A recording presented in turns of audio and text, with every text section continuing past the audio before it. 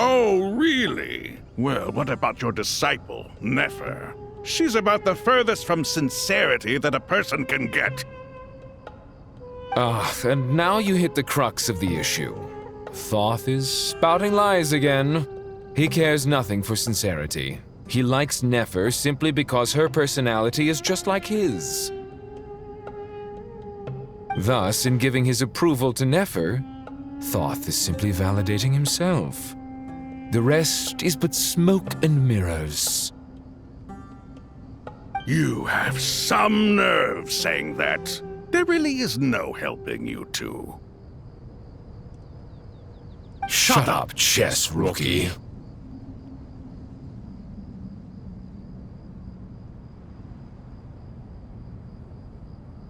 What nonsense is this? How dare you tell me to shut up? How can you engage in such banal chitter-chatter at a time like this? Aru has been opened. The glory and splendor of a bygone age is about to sweep over the earth like a flood. And you're here squabbling like petulant children. All three of you are insufferable. King Deshret was merciful, indeed, giving you a chance to be released from prison. I say, you should have been locked up for good. Ah, but Bennu, look on the bright side. Had they not been released, we would not have been awoken. Oh, you've been here this whole time. You should be scolding them along with me. I miss Hermanubis. It's not a real reunion without him here. And now you're avoiding the topic and talking to yourself. Why King Deshret designed your personality like this, I will never understand. Isn't this simply proof that our king supports my free will? Oh, look at those two rust buckets. Suddenly, you two do not seem so bad after all. Here, here. If being stuck together for thousands of years fosters no friendship, I cannot say what would. Naturally.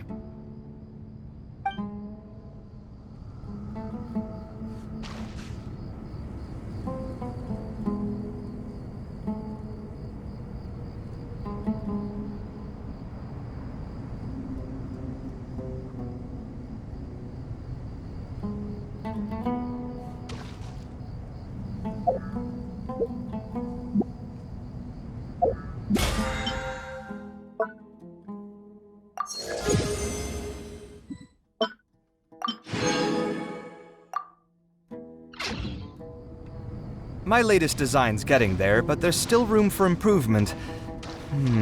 Better make my finishing touches before the deadline creeps up.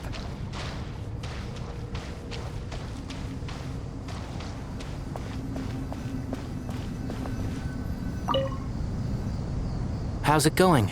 Are things progressing smoothly? Well enough, I suppose. You know how it is. The work itself is only half the problem. The other half is having to work with Al-Haytham. I'm sure the feeling is mutual. Honestly, though, I thought you two had already worked things out. As if! Turns out working closely together is the best way to expose any tensions lurking beneath the surface. Besides, I just think that some people never change. Agreed. Case in point, you didn't make sure I was out of earshot before you started complaining about me. Old habits die hard. Actually, this is for your own good. Maybe if you spend a little more time listening to what other people have to say, you might actually realize that you're the problem. Naivete is another old habit of yours.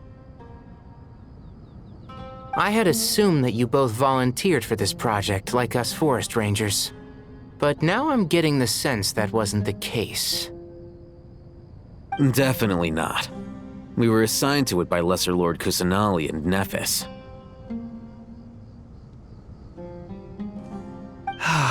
As much as I'd love to be doing normal work for normal clients, these Titan projects are all that's on offer right now.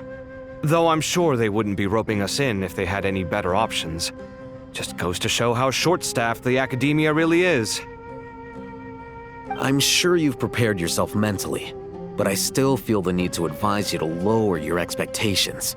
It might make the process of working together a little less intolerable.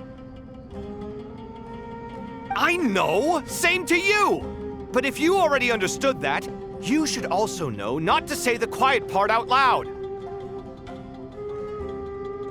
Why don't you come help me with my forest patrols? Might help you avoid any further disagreements. Good suggestion, but unfortunately, differences of opinion will always exist. Changing the nature of the work won't get rid of them. For once, I actually agree. There is zero chance of us ever resolving our differences. Zero! But even so, the work must be done. Care for some coffee? I'm glad to see you making progress. Don't act so smug! It'd be nice if you made some too! I feel like even I've made some progress today. In the past, I never would have dared to try and mediate a conflict between you two while you're both right there in front of me. Apologizing probably makes it sound like I'm in the wrong, but I'm sorry. I was just kidding. Truth be told, I don't have any work to do at the moment, so I'm just here to kill some time. How's Kale? She's studying with Nicole. I'm not sure how she's getting along, but she seems to be in good spirits at least. I wouldn't worry. Angelic affairs are probably above your pay grade anyway. I know what you mean, but Sino and I are still a little concerned for her. He said he'd go keep Kale company after he's finished training the mercenaries. I'm planning to join them myself shortly. Kale will be okay. Have faith in her. Even we can see how much more confident and outgoing she's become in these past few years. Thanks to you and Sino being there for her and providing guidance every step of the way, she can finally stand on her own 2 feet. On her own 2 feet. Does it feel bittersweet? Watching the younger generation grow up and move on. No, not yet, at least. I was just thinking, I wish there was more I could do for everyone. She'll be fine. Yeah, she will. Just try to relax.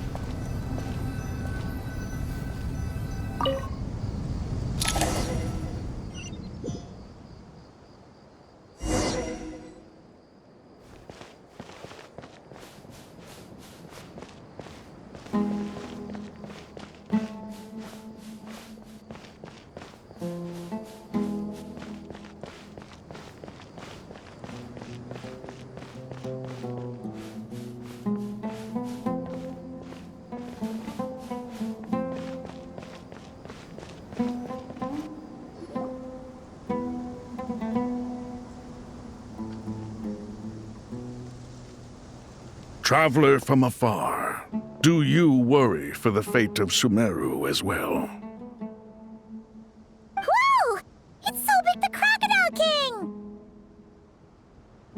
Greetings, Crocodile King. Please be at ease. I'm just here to chat with you about Lesser Lord Kusanali.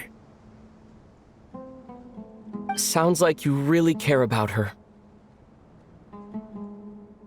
Yes, although to be exact, it is a mixture of both concern and curiosity that I feel.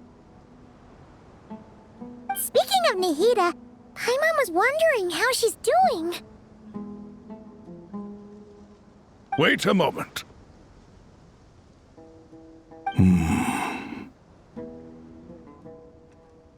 What is it? I tried calling out to a pep, but there was no response.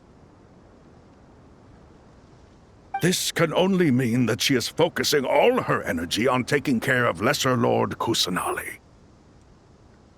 All the gods who served King Deshret seemed super surprised to hear that a pep agreed to help Nahida. Guessing she made a bad impression on you or something. Are you aware of the history between her and our king? Then you are learned indeed. I'm glad to know that Sumeru has the support of someone like you. At the end of his life, King Deshret tricked the Dendro Dragon into swallowing him whole, leaving her to bear the torment of his sins. The Dendro Dragon despised King Deshret, yet he outwitted her. Rather than bringing disaster to the land, he chose to deceive her and thereby ensure his annihilation. An act that surely displays his love for humanity. The Dendro Dragon stands for the glory of a bygone era. She hated Al-Ahmar and what he represented. All the gods, all the power they wielded. And so, her willingness to help the Dendro Archon through this crisis comes as a great surprise indeed. It makes one wonder whether, perhaps, the Dendro Archon assisted her in the past. Yep, Nahida did her a huge favor.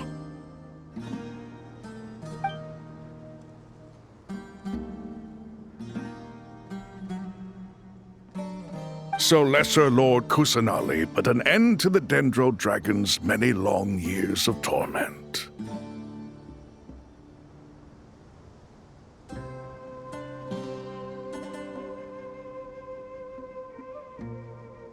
As much as she loathes the Seven, a pep knows kindness when she sees it. No wonder she was willing to make an exception. Yeah, that's the sense we got from dealing with her, too. She is not incapable of coexisting with other living things. Rather, she actively chooses to avoid coexistence. And this despite the fact that she symbolizes life itself. How ironic. All of this being said, I wouldn't expect too much from her if I were you. Nothing will change her hatred towards humanity and gods. We'll keep that in mind. Anyway, how much longer do you think Nahida needs to stay with the pep? For all we know, the Fatui might still be in the desert. Just to be on the safe side, why don't we grab anyone who isn't busy right now and go look for her? I'm alright, Paimon. Huh? Was that Nahida's voice? It seems the treatment was effective. Since when do my deeds require your evaluation?